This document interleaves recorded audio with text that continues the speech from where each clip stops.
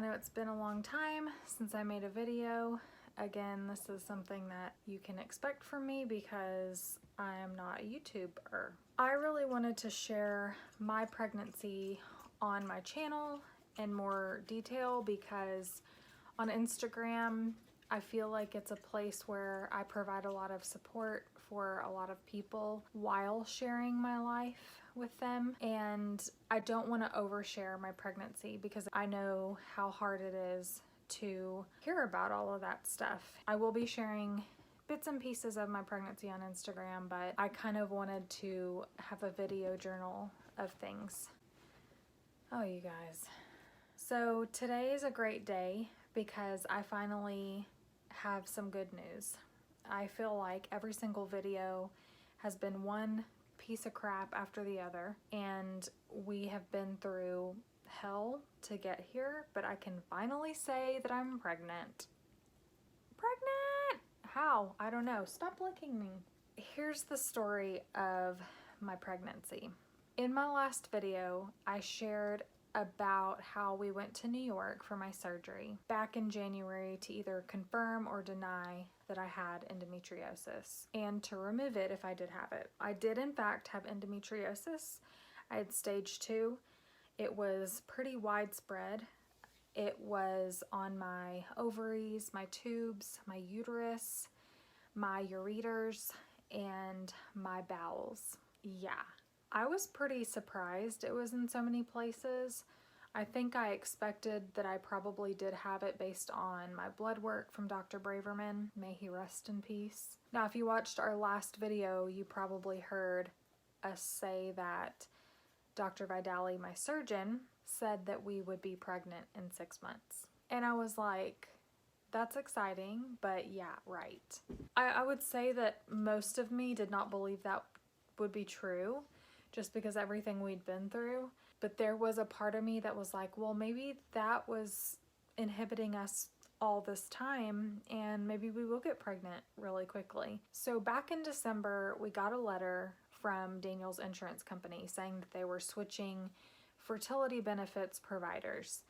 And even though we had maxed out our fertility benefits with his insurance, because they were switching providers, it was just this amazing thing that it was going to start over for us, and we were really excited. The drawback was that it started over in April, so we were just gonna wait until April to do another transfer. So we thought, well, we'll just try naturally until April and see what happens, and then if nothing happens in April, we'll do transfer. I promise you, I had no anticipation that anything was going to happen at all. I had heard horror stories about the period right after the laparoscopy and how it would be the worst period of your life, and that was not the case for me. It was probably the best period I've ever had, if that's even a thing, the best period, if that could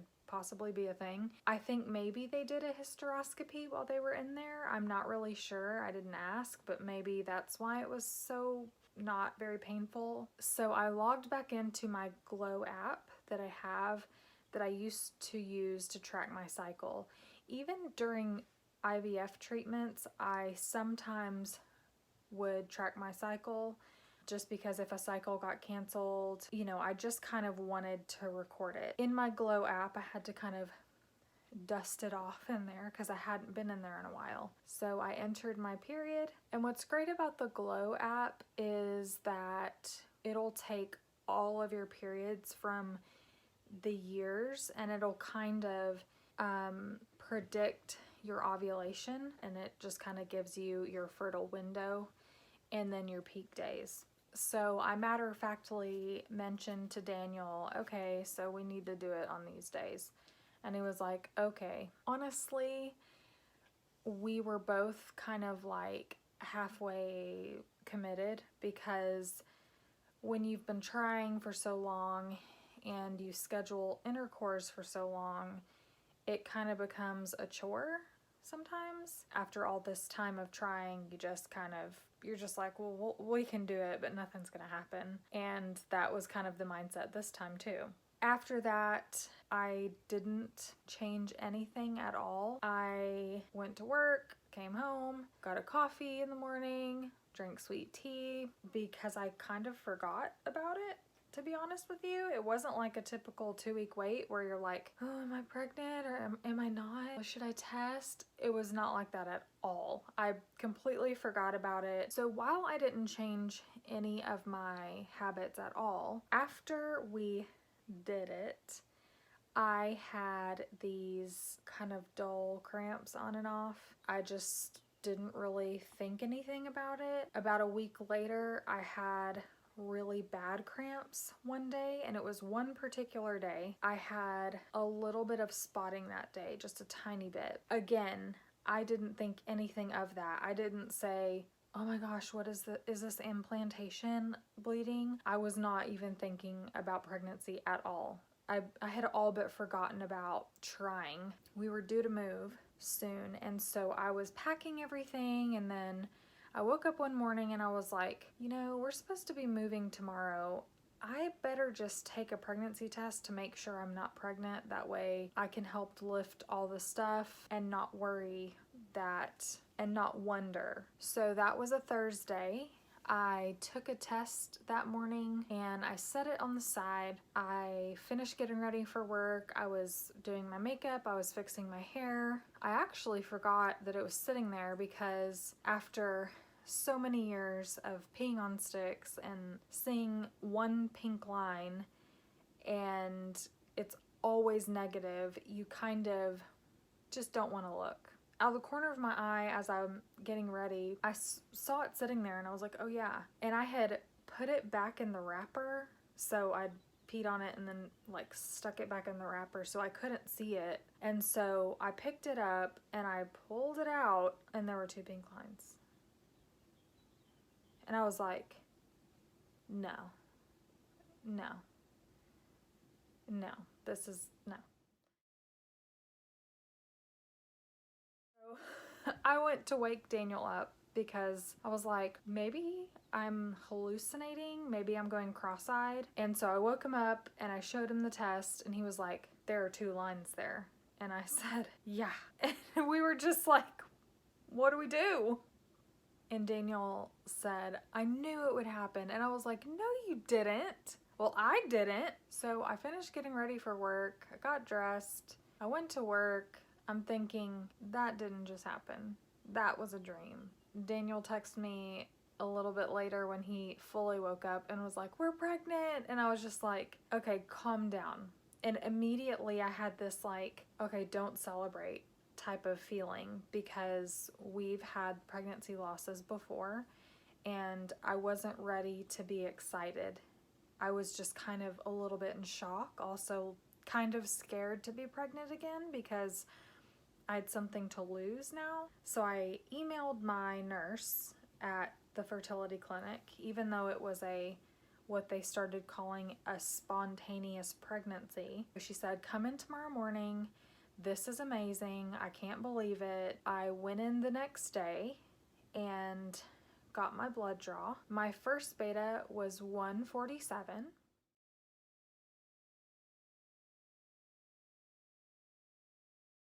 That was a Friday. Because I'm a freak, I kept testing. I tested Friday and the line didn't really look that much darker, and then I tested Saturday and the line kind of looked the same. So Sunday rolls around and I tested that morning and the test looked lighter and I was devastated. I thought that was fun for a few days while it lasted. Daniel said, don't worry, that could be a bad test. And he's such a positive person. I'm a realist, and I was like, no, it's over. So I was really, really angry that day. Monday rolled around. I went in Monday morning for my blood draw, still in this bad mood. And the lady taking my blood was like, this is crazy. Like, we're all so excited for you. And you have to understand that we've been there for years and people have just pitied us because it's just never happened. She's taking my blood and I said, well, it's over. And she's like, what do you mean it's over? And she said, have you had any bleeding? And I said, no, but my test got lighter yesterday. And she said, your test? Like a pregnancy test? And I said, yeah. And she said, why are you still taking pregnancy tests? And I said, because I'm a freak and I wanted to see the line get darker to make sure that the HCG was going up. And she's like, oh, that could have been a bad test. Like, don't worry about it. So I got my blood drawn. I went back home. I was putting things away, just trying to settle into our new place. A couple hours passed and I got a phone call, and I answered the phone and it was my doctor, my fertility doctor. I didn't expect her to call. It's usually my nurse who calls, but I figured she was calling because she wanted to let me down easy and tell me that the beta had dropped and blah, blah, blah. But she said, Candace? And I was like, yes. And I was kind of surprised at her upbeat voice. She said, this is crazy. Your numbers look great. It went up to 738. And I just started bawling my eyes out. And I said, are you sure? And she said, yes, I'm looking right at it. This is your test results. I just could not believe it at all. So I went back inside, I was crying, and I just smiled and I looked at Daniel and he goes, what? And I said, my number went up. And he said, I knew it. And we just stood there in the kitchen like, we're pregnant. How is this even possible? How is this happening to us right now? After everything that we've been through, when I got my first beta, I was so excited because 147 was a great first number. I spent 2 days, excited to be pregnant, guarded, but excited. And then yesterday when I saw that line get lighter, I was just so angry.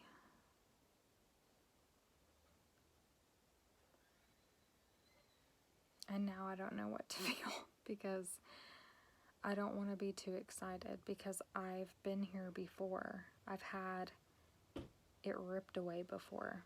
Time will tell. If you learn one thing from my story, please, please, please advocate for yourself. Be in tune with your body, and when you know things are not right, don't keep going round and round and round in circles. Finally, you just get to a point where you say, no more. Enough is enough. Like, I know my body.